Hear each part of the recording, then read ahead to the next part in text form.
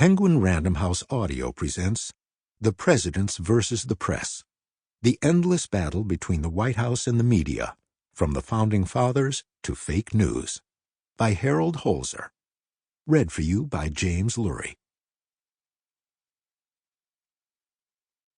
To Edith, with enormous love and much gratitude for the first 49 years. I read only the Richmond Enquirer, and in that chiefly the advertisements, for they contain the only truths to be relied on in a newspaper. Thomas Jefferson.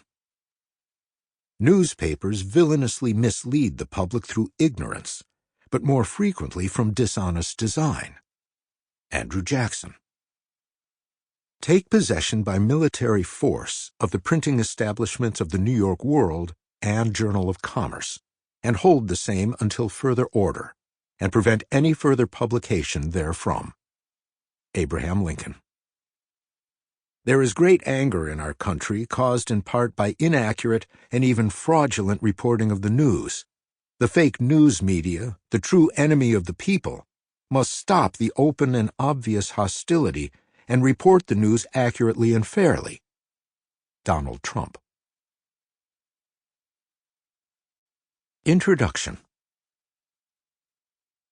In the summer of 1793, 5 months into his second term as the unanimously elected President of the United States, George Washington caught sight of a gruesome caricature just published in a local newspaper.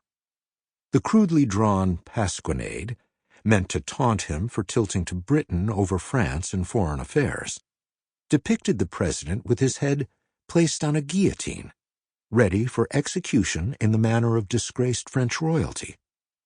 The typically stoic Washington was incensed. His blood rising, he stormed into a cabinet meeting and, as his Secretary of State Thomas Jefferson observed, got into one of those passions when he cannot command himself. In other words, flew into a rage. As all his cabinet ministers looked on in astonishment, recalled Jefferson, Washington hurled the offending cartoon to the floor of the executive mansion and launched into a tirade on the personal abuse which had been bestowed on him by opposition journalists. The President defied any man on earth to produce one single act of his since he had been in the government which was not done on the purest motives. Angrily repenting that he had not resigned the presidency earlier, he shouted that, by God, he had rather be in his grave than his present situation.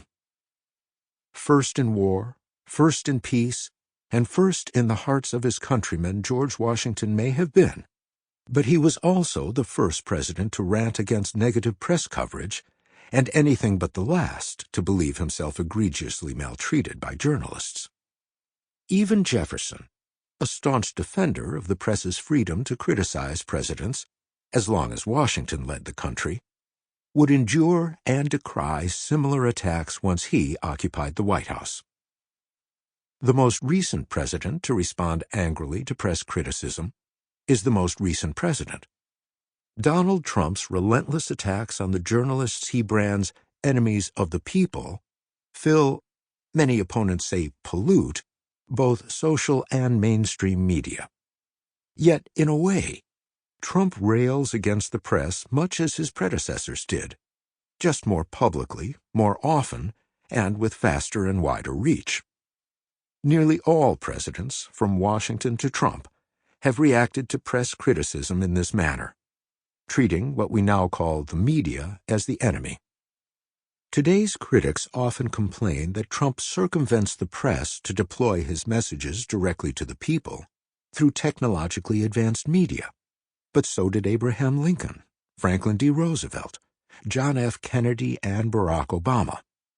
Or that Trump obsesses about his press coverage, but so did Washington, Jefferson, Jackson, Theodore Roosevelt, and Lyndon B. Johnson. Or that Trump expects coverage of his personal life to remain off limits, as did FDR, JFK, and Bill Clinton. In fact, no American president has ever counted himself fully satisfied with his press coverage. Their belief that they are better than their bad press and that they bear a nearly sacred obligation to counter or control criticism, has remained fixed since the age of bewigged chief executives and hand-screwed printing presses.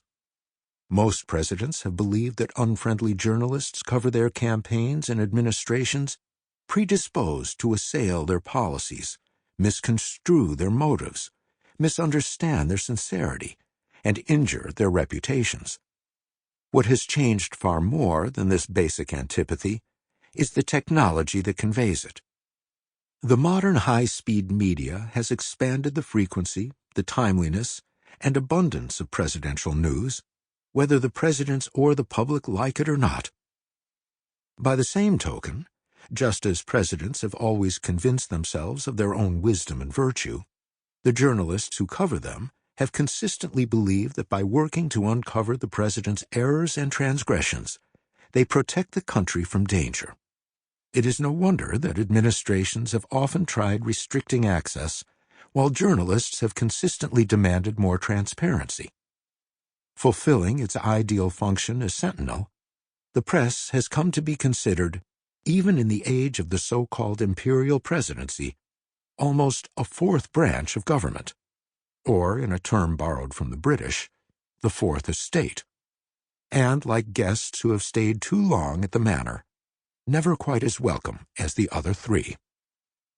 Whether the unavoidable tensions between chief executives and the journalists who cover them protect democracy or threaten it has remained a major bone of contention in American political culture for nearly a quarter of a millennium without producing anything approaching consensus. That, in essence, is the unresolved debate animating this book. From colonial times onward, advocates of unfettered journalism have argued that vigorous inquiry is essential to keep a free people free. The earliest newspapers on this continent concerned themselves primarily with encouraging commerce and keeping new residents apprised of local and foreign news, often reprinting stories from the European papers arriving slowly by ship. The very first American paper, a Boston weekly called Public Occurrences, Both Foreign and Domestic, reported in its maiden edition on such news as an epidemic of smallpox, the suicide of a disconsolate widower, and the recent Christianization of Indians near Plymouth, Massachusetts. In the 1720s, Benjamin Franklin established the Pennsylvania Gazette in Philadelphia, and William Bradford founded the New York Gazette on Manhattan Island, launching the era of modern domestic journalism. Like other papers of the period, these journals strove to educate and amuse as well as inform. Politics was barely covered. Within half a century, however, editors split dramatically and in print over the question of separation from England.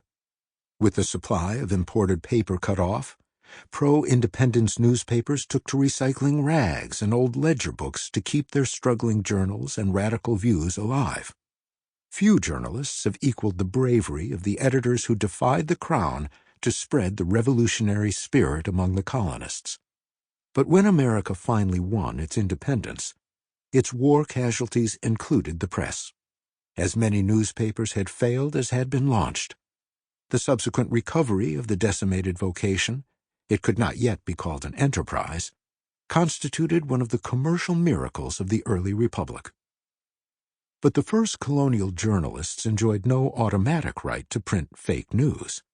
Doing so in defiance of local statutes might even earn them condemnation as enemies of the people.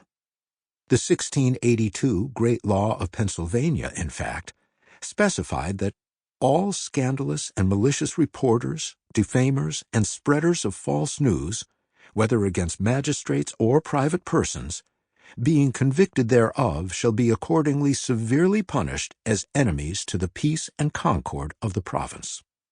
After ratification of the Constitution, the First Amendment codified the recent experience of journalistic independence by guaranteeing that Congress shall make no law abridging the freedom of speech or of the press. But tellingly, Congress itself did not quite unite on the proposition, with Federalists calling the amendment unnecessary, instead arguing Sample complete. Ready to continue?